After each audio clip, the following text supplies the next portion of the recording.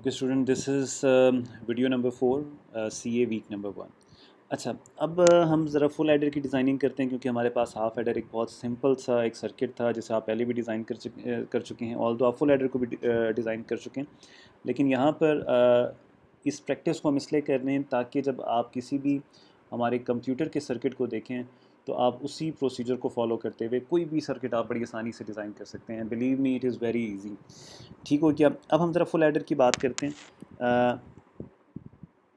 यहाँ पर हमारे पास जो फुल एडर होता है वो आपके पास 3 बिट्स को प्रोसेस कर सकता है। ठीक हो गया।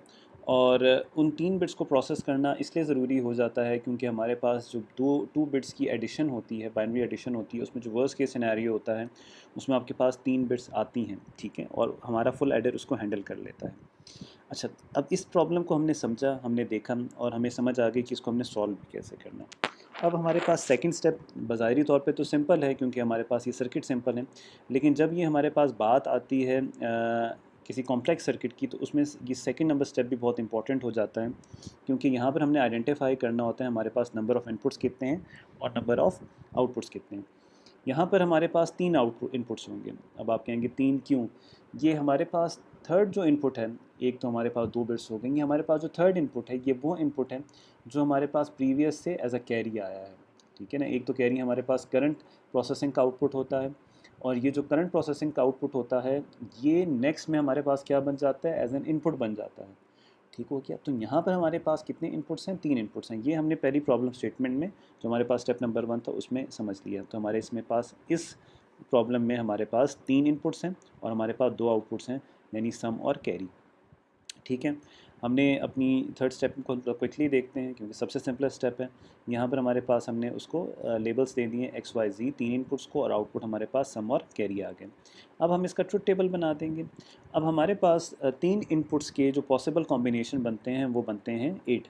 ये बड़ा सिंपल वे से भी आप कर सकते हैं, 2 जितने भी आपके पास इनपुट हों आप कर सकते हैं। जैसे हमारे पास प्रीवियस एग्जांपल में 2 आउटपुट इनपुट्स थे तो हमारे पास टोटल कॉम्बिनेशन कितने बने थे? 4। यहाँ पर हमारे पास कितने इनपुट्स हैं? 3 इनपुट्स हैं, तो हमारे पास टोटल कॉम्बिनेशन कितने बनेंगे?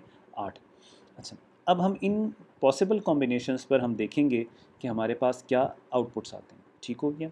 फॉर एग्जांपल, इसमें हमारे पास सम 0 आएगा और कैरी भी 0 आएगा। इसमें हमारे पास सम 1 आएगा और कैरी 0 आएगा। अगेन इसमें हमारे पास सम 1 आएगा और कैरी 0 आएगा। इसमें हमारे पास कैरी आएगा, ठीक है, और हमारे पास सम 0 आएगा। इसमें हमारे पास सम 1 आएगा, कैरी 0 आएगा। इसमें हमारे पास कैरी आएगा और सम 0 होगा, और इसमें हमारे पास ये होगा। सो दिस लास्ट कंडीशन, अगर इस आप लास्ट कंडीशन को देखें, ये हमारे पास वो सिचुएशन है जो हाफ एडर हैंडल नहीं कर सक रहा था। ठीक है, बाकियों में और इसमें क्या फ़र्क है? बाकियों में आपके पास एट अ टाइम मैक्सिमम तौर पे 2 1 एट अ टाइम आ रहे थे। ठीक है, या मिनिमम कोई भी नहीं आ रहा था, या एक आ रहा था और मैक्सिमम 2 आ रहे थे। लेकिन ये हमारे पास सिचुएशन एक ऐसी सिचुएशन है जहाँ पर हमारे पास तीनों के तीनों वंस हैं। ठीक है, और इस केस में हमारे पास सम भी 1 आ रहा है और कैरी भी 1 आ रहा है, which is different from the previous outputs जो हमने हाफ एडर में देखे थे। ठीक हो गया। अच्छा, अब हम ज़रा इसका हमारे पास जो स्टेप नंबर 5 है हम उसमें हम देखते हैं, हमने इसके बुलियन एक्सप्रेशंस हमने फाइंड आउट करने हैं। ठीक है, तो बुलियन एक्सप्रेशन हम बड़ी आसानी से फाइंड आउट कर सकते हैं। सेम प्रोसीजर है यहाँ पर भी। हमारे पास अगर एक क्वेश्चन आए कि जी कितने हमारे पास आउटपुट्स होंगे, तो अब आपका आंसर बड़ा स्ट्रेट फॉरवर्ड होना चाहिए। हमारे पास आउटपुट्स के 2 कॉलम हैं, तो हमारे पास 2 ही बुलियन एक्सप्रेशंस बनेंगे, एक सम के लिए बनेगा और एक कैरी के लिए बनेगा। हम सम का पहले देखते हैं। सम के लिए हमें यहाँ पर वो रोज़ आइडेंटिफाई करनी पड़ेंगी जिसमें हमारे पास सम की वैल्यू 1 आ रही है। तो यहाँ पर हम पहली रो हमारे पास मिन टर्म हमारे पास आइडेंटिफाई हो गया, इसमें एक्स कॉम्प्लीमेंट, वाई कॉम्प्लीमेंट और जी एज इट इज़ आ जाएगा। ठीक हो गया। सिमिलरली हम दूसरी रो आइडेंटिफाई करेंगे जिसमें हमारे पास अगेन क्या है, हमारे पास सम की मिन टर्म आ रहा है, 1 आ रहा है। उसके मुताबिक हमने इनपुट्स लिख दिए एक्स कॉम्प्लीमेंट क्योंकि एक्स की वैल्यू 0 है, Y as it is, and G complement. And similarly जहाँ जहाँ हमारे पास है हम उसको आइडेंटिफाई कर लेंगे, और similarly last one is simple X Y Z. तो ये तो हमारे पास सम का क्या बन गया, हमारे पास बुलियन एक्सप्रेशन बन गया। सिमिलरली हमारे पास दूसरा बुलियन एक्सप्रेशन बनेगा फॉर कैरी। इसमें हम देखेंगे हमारे पास कहाँ कहाँ मिन टर्म्स आ रहे हैं। एक हमारे पास मिन टर्म ये आ रहा है, ठीक है, इसमें हमारे पास X complement, Y and Z दूसरा हमारे पास आ जाएगा X Y complement Z, third हमारे पास आ जाएगा X Y Z complement, and the last one is X Y Z. अच्छा, ये हमारे पास आ गए। अब हमारे पास हमने बुलियन एक्सप्रेशन को रिड्यूस करना है। हम बुलियन एक्सप्रेशन को रिड्यूस क्यों करना चाहते हैं? हम बुलियन एक्सप्रेशन को रिड्यूस इसलिए करना चाहते हैं क्योंकि हम अपने सर्किट को एफिशिएंट बनाना चाह रहे हैं, और जब हम रिडक्शन कर देते हैं तो हमारे पास ये ऑब्जेक्टिव्स अचीव हो जाते हैं। ठीक हो गया? तो ये इन ऑब्जेक्टिव्स पे हम ऑलरेडी डिस्कशन कर चुके हैं वीडियो नंबर 3 पे। अच्छा, बुलियन एक्सप्रेशन को रिड्यूस करने का के map is one of the easiest way, all दो अगेन आप इसको यूज़ कर चुके हैं, लेकिन मैं क्विक रिव्यू दूंगा ताकि आपको समझ आ जाए। हमारे पास इसमें नंबर ऑफ़ इनपुट्स कितने हैं? एक्स वाई जी हमारे पास 3 इनपुट्स हैं, तो हमारे पास सेल्स के मैप के कितने बनेंगे? 8, 2⁻3 8 बनेंगे। हमारे पास इस साइड पर एक्स है तो ये 0 और वाई एक्स की वैल्यू है।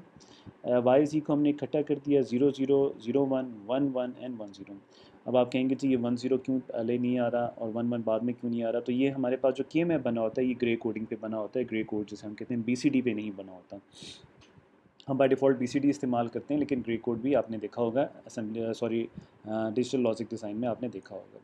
अब हमने ये देखना है कि हमारे पास सेल्स के नंबर आ गए। पहले सेल का नंबर है 0 0 0, दूसरे सेल का नंबर है 0 0 1, इसका सेल का नंबर है 0 1 1, एंड सिमिलरली आप तमाम सेल्स को बड़ी आसानी से दे सकते हैं। इसका सेल नंबर होगा 1 0 0 क्योंकि एक्स पहले आ रहा है। सिमिलरली इसको हम बाद में ज़रा देखते हैं। अब हम ज़रा यहाँ पर आके देखते हैं हमारे पास जो बुलियन फंक्शन है, इसमें अगर आप देखें तो हमारे पास क्या है, एक्स की वैल्यू क्या आ रही है आपके पास? 1 आ रही है, सॉरी 0 आ रही है, और वाई की वैल्यू 0 आ रही है और 1 आ रही है। यानी हमारे पास पहले मिन टर्म का हमारे पास जो बुलियन वैल्यू है वो है 0 0 1। तो हम क्या कर देंगे? 0 0 1 हम यहाँ पर क्या कर देंगे? इस सेल में, सॉरी इस सेल में हमारे पास 1 आ जाएगा। सिमिलरली मेरे पास 0 1 0, 0 1 0 हमारे पास कहाँ आ रहा है? 0, ये वाला 0 1 0 यहाँ पर आ गया, तो हमने इसमें 1 कर दिया।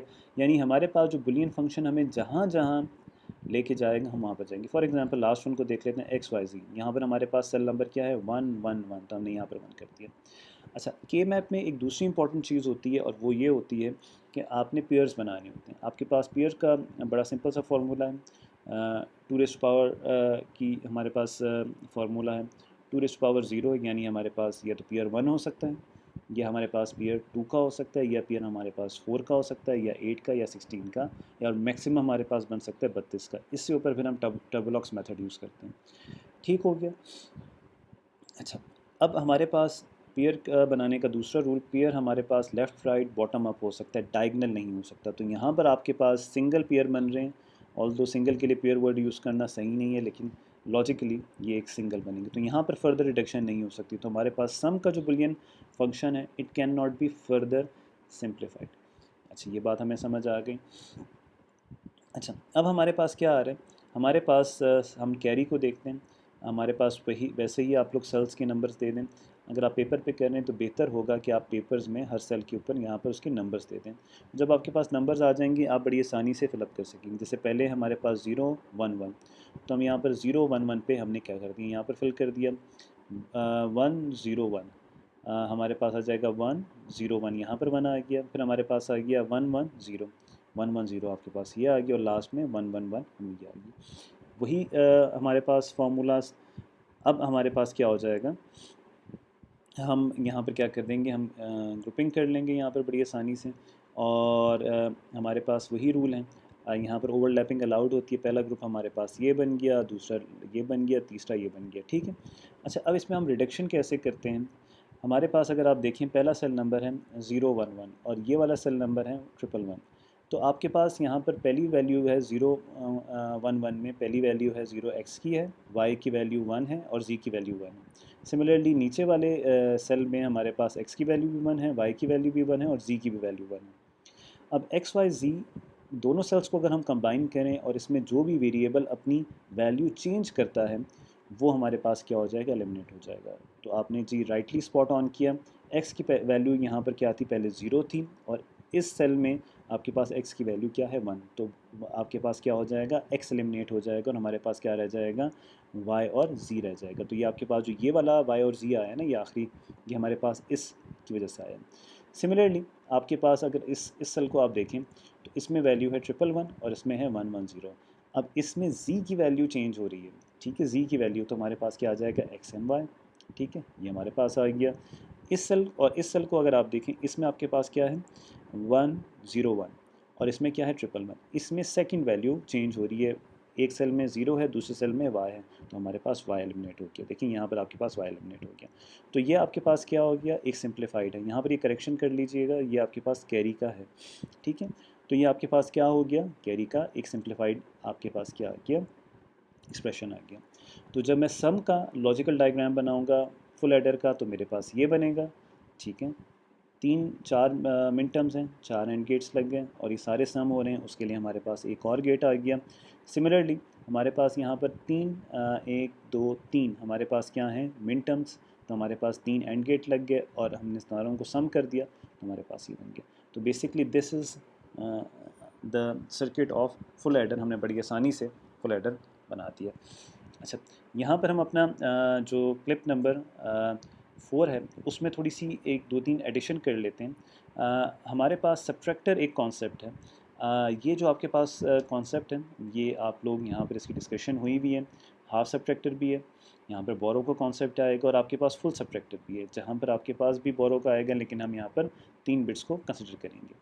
अच्छा, अब हम इसमें देख लेते हैं। हमारे पास सबसे जो मुश्किल स्टेप होता है किसी भी कॉम्बिनेशनल सर्किट की डिज़ाइनिंग का, या किसी भी सर्किट की डिज़ाइनिंग का, it is to understand the problem और उसका सोल्यूशन भी देखना। ठीक है, तो अगर हम यहाँ पर इसका सोल्यूशन देखें सब्ट्रैक्टर में, हाफ सब्ट्रैक्टर में, तो हमारे पास 0 0 से आंसर आता है 0, 1 0 से आंसर आता है 1, 1 1 से आता है आंसर 0, और आपके पास 0 1 से आंसर आता है 1 1।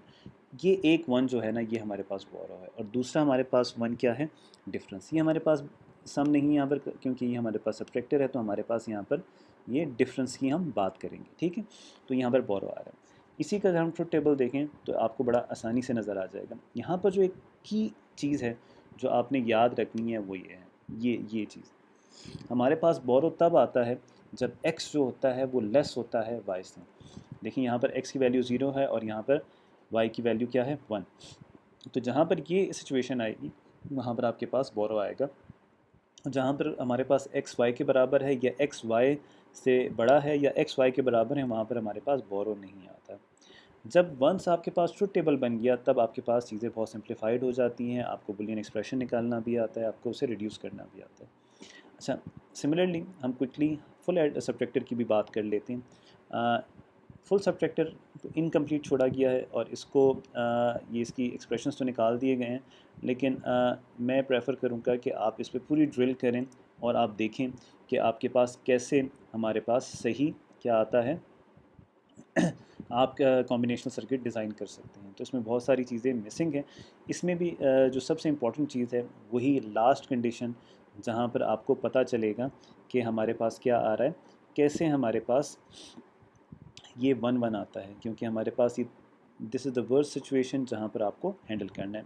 और बाकी सिंपल है, यहाँ पर आपको वही if x is less than, तो जहाँ पर आपके पास दो वैल्यूज से, पहली वैल्यू से दूसरी वैल्यू लेस होगी, तो वहाँ पर आपके पास बोरो आएगा। ये आप देखते जाएँ। ठीक है, जहाँ जहाँ वैल्यू, अब यहाँ पर ये छोटी वैल्यू है एक्स की, और ये आपके पास एक्स और वाई की वैल्यू बड़ी है, तो आपके पास बोरो आ रहा है। लेकिन जहाँ पर आपके पास ये सिचुएशन आ जाती है, तो आपको फिर डबल बोरो करना पड़ता है, और वहाँ पर डिफरेंस भी 1 आता है। तो यहाँ पर कुछ और एग्जांपल हैं, तो ये आप ज़रा देख लें कॉम्बिनेशनल सर्किट की।